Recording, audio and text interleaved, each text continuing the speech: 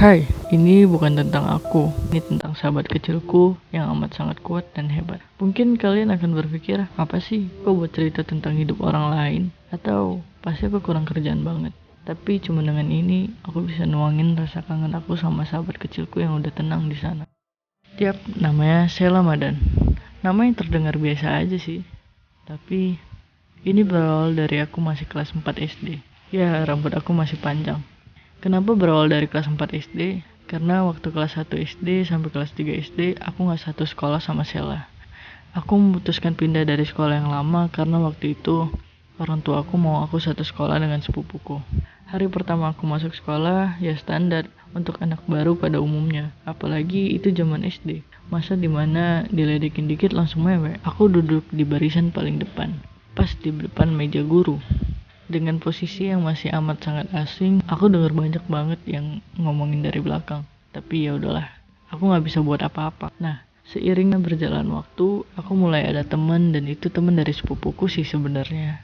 Entah kenapa setiap aku masuk kelas, Sheila selalu ngeledekin entah itu masalah sepele sampai masalah yang buat aku tuh nangis.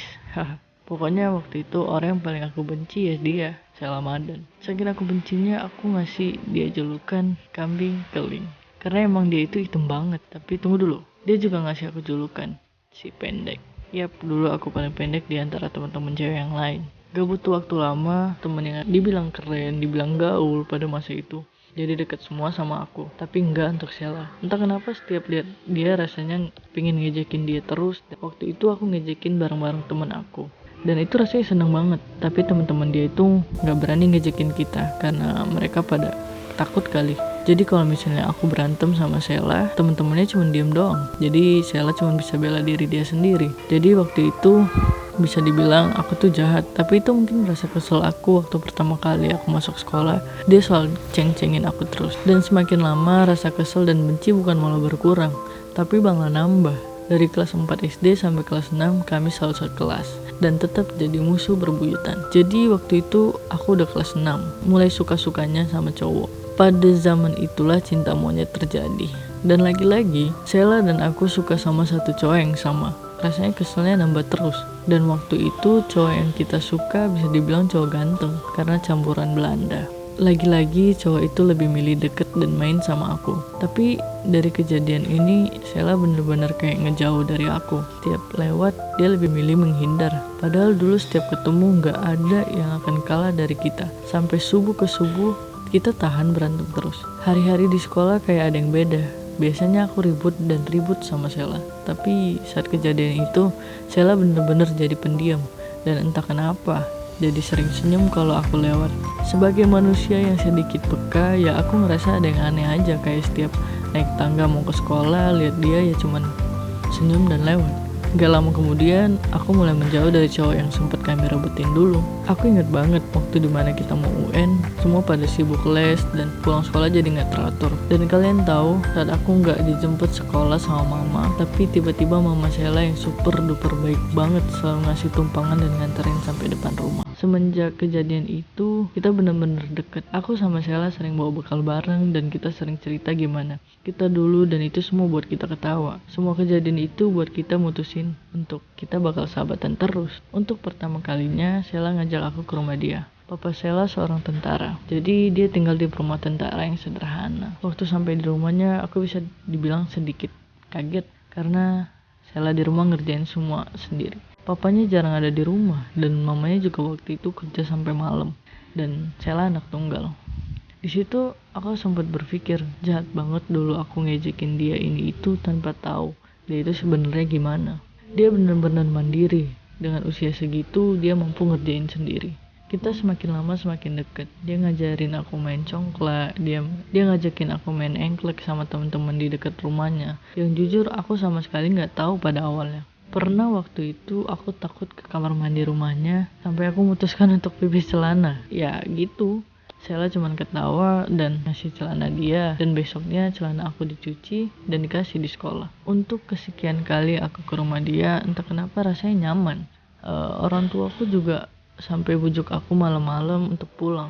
Waktu itu Sheila udah bisa bawa motor, tapi di sekeliling komplek aja. Jadi dia bawa aku ke tempat yang lumayan jauh kalau jalan kaki. Ternyata dia bawa aku ke tempat tank-tank disimpan. Aku baru tahu kalau di dalam tank itu rasanya sempit banget. Rasanya sesak dan susah napas. Sheila nunjukin dan ngasih tahu kalau papanya pernah bawa itu tank. Dan gak terasa ujian UN udah berakhir dan sebentar lagi semua bakal pindah ke SMP pilihan masing-masing, termasuk aku dan Sheila. Waktu lulusan semua angkatan aku waktu itu lulus dengan nilai yang bagus-bagus. Dan Sheila melanjutkan SMP di dekat rumahnya dan aku SMP di balik lagi ke Namira, sekolah waktu SD. Entahlah, aku terlalu nyaman dengan guru-guru di sana. Karena zaman itu masih sedikit yang pakai HP, jadi susah untuk berkontak dan temen yang lain. Juga nggak semuanya pakai handphone, termasuk Sheila. Aku bener-bener lost contact sama dia. Selama aku di Jakarta, ada yang bilang kalau Sheila kecelakaan motor. Aku kayak diam sejenak dan berpikir, oh mungkin kecelakaan ringan. Dan saat itu nggak memungkinkan aku balik ke Medan untuk melihat keadaan Sheila. Selang beberapa tahun, aku ngeliat post internet yang ngasih dukungan buat Sheila. Karena waktu itu Sarah teman aku ngasih tahu lewat Facebook. Hati aku ngerasa kayak campur aduk, nyalain diri sendiri. Kenapa waktu belum separah ini aku nggak datang buat lihat dia? Dan kenapa aku secuek itu dulu? Jadi temen aku yang cowok ngumpulin semua alumni SD dan kita satu mobil datang ke rumah sakit Sheila. Waktu aku masuk ke kamarnya, dia kelihatan lebih putih. Terus dia nggak sama sekali ngeliat aku ataupun kami. Dia hanya senyum beberapa kali. Saat itu keadaan kakinya membengkak, benar-benar besar banget. Awalnya aku datang ke rumah sakit itu kira-kira hanya bengkak biasa. Ternyata tidak lama kemudian, hal yang benar-benar buat aku kaget, Sheila terkena kanker tulang dan kakinya sudah diamputasi. Aku benar-benar ngerasa hati aku kayak kegores-gores tapi nggak berdarah. Kenapa harus dia? Dia masih terlalu muda untuk ngerasain beban seberat itu. Nggak pikir panjang, aku sama temen-temen naik motor ke rumah Sheila. Yang dibilang ya itu jauh banget, hampir 1 jaman. Karena rumah Sheila yang lama udah dijual untuk biaya perobatan Sheila. Waktu masuk rumahnya, aku ngeliat mamanya dengan ramah dan ceria ngasih minum dan bilang, maaf ya cuman ada ini. Duh rasanya aku pingin nangis tapi karena aku gak mau Sheila ikutan sedih. Jadi itu bener-bener nahan bendungan yang kalau aku gak tahan mungkin bakal banjir sebanjir-banjirnya. Kondisinya saat itu panggul kirinya membengkak besar dan di ujung bekas amputasi mulai mengeluarkan air. Badannya juga makin kurus, bener-bener kurus banget.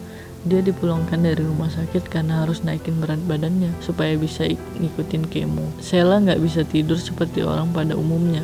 Dia tidur dengan posisi duduk. Bener-bener aku mau nangis kenceng banget.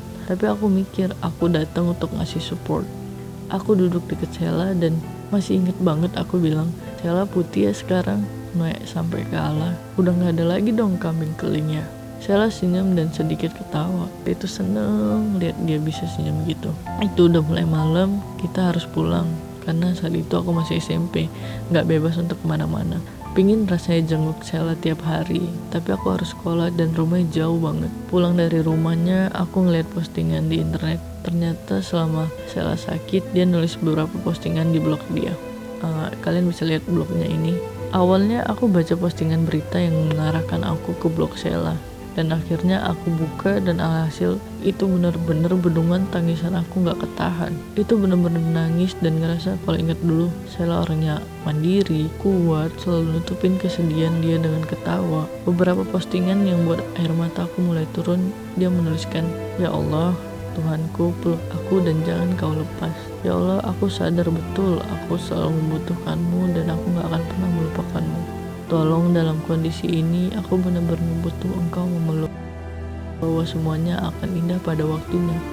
Aku tidak melihatnya dengan kedua mataku, tapi aku merasakan dia memelukku dan memberi kepercayaan bahwa aku memang sanggup. Tepat tanggal 31 Juni 2013, Sheila Madan menghembuskan nafas terakhirnya pada pukul 12:05 di RS Azakiyah, di rumah sakit pertama kali ia dilahirkan tanggal 10 Juni 1996 dan menjadi tempat menghembuskan nafas terakhirnya. Sheila, kita emang dulu saling benci, menghina satu sama lain.